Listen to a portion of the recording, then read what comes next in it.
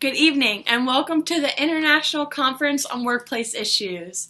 I, Courtney Lester, will be discussing with you the principles of veterinary medical ethics of the AMVA and malpractice.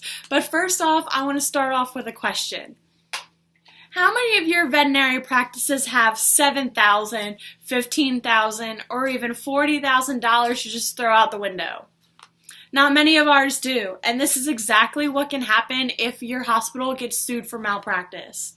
Today at the International Conference of Workplace Issues, I will be providing you, veterinary technicians and aspiring veterinarians, with all the crucial information that you need to understand and avoid these circumstances. Throughout my college education at Oklahoma State University, I have been given the opportunity to conduct research on malpractice and its growing trends, and thus this is how I was able to create this seminar. Now, malpractice is an issue that is very common in the medical field, but it is very tricky to understand when it comes to animals. Because animals are not able to advocate for themselves, it is up to their owners to speak for them. The number of cases might be small, but it is still a prevalent issue in our society that needs to be understood and taken care of. To begin, one must understand the concepts and ideas of what exactly entails malpractice. Now, the Merriam-Webster dictionary definition of malpractice states that it is the careless, wrong, or illegal action by someone, such as a doctor, who is performing a professional duty. Now, that doesn't really help us understand what exactly veterinary malpractice is in animals.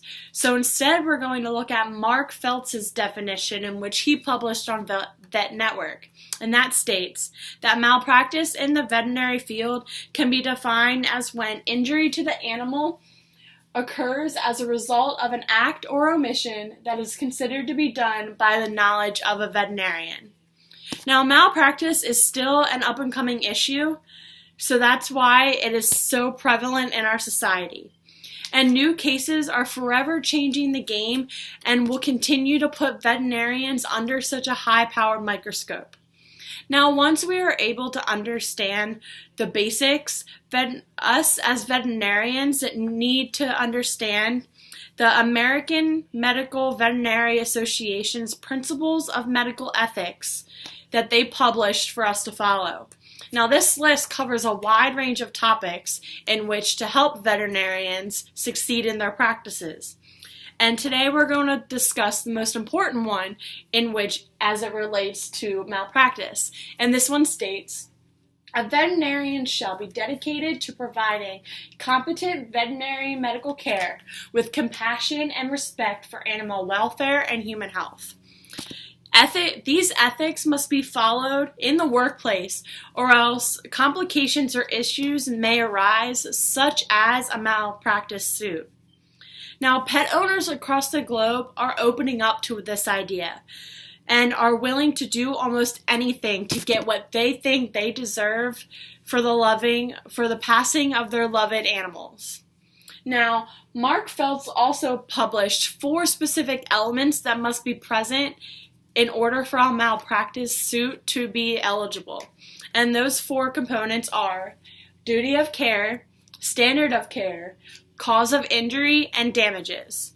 Now, these 4 elements must be present in the situation in order for the owners to actually have a case.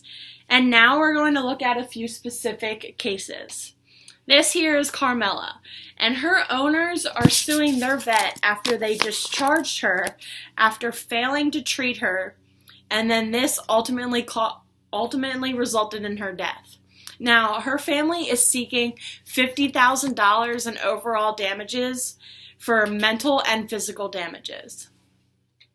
Now, this year's owners was awarded $39,000 after the court had to determine the exact value of the dog. Now, this here is Sheba, and the Kentucky jury awarded $15,000 to her owner after she bled to death after surgery.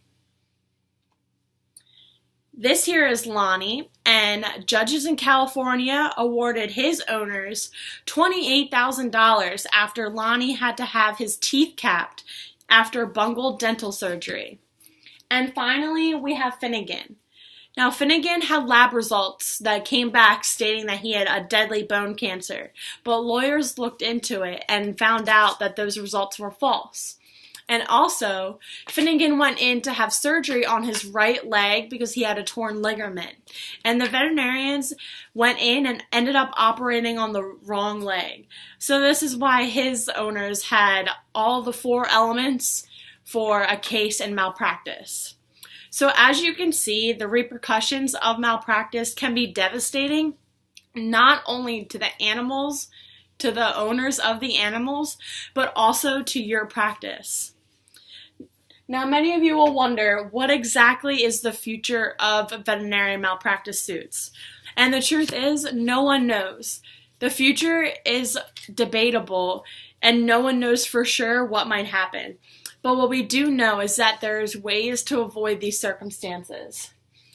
The first way that you can avoid a malpractice suit is by following the ethical guidelines set up by the AMVA. By doing so, you can ensure that you will provide the best care possible. Next, you should always provide the proper and effective treatment to the animals. And finally, all veterinarians need to be up to date on their knowledge in veterinary medicine and also in the laws about malpractice. And finally, there also needs to be changes in the laws themselves to ensure that malpractice suits don't get out of hand.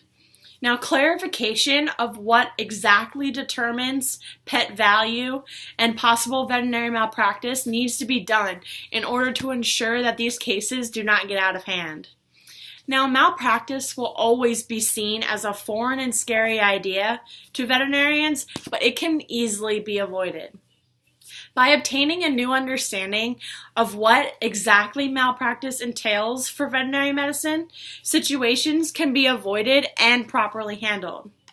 The idea of malpractice may not be well known to most vets, but if you understand and follow the ethical guidelines set by the AMVA and practice proper care, such cases can be avoided. Now that you've gained knowledge on what exactly is malpractice, I challenge you to use that information to your advantage and not just let it slip to the back of your mind. Whether you pass that information on to your succeeding veterinarians or you use it to your benefit by studying and learning more about what exactly it is up to you whether or not you use what you have obtained to your benefit. Now, with all the information that I've provided to you, we can all steer clear of malpractice suits and save ourselves from having to come up with $40,000. And instead, you can save that $40,000 and use it on a lovely trip to Jamaica. Thank you.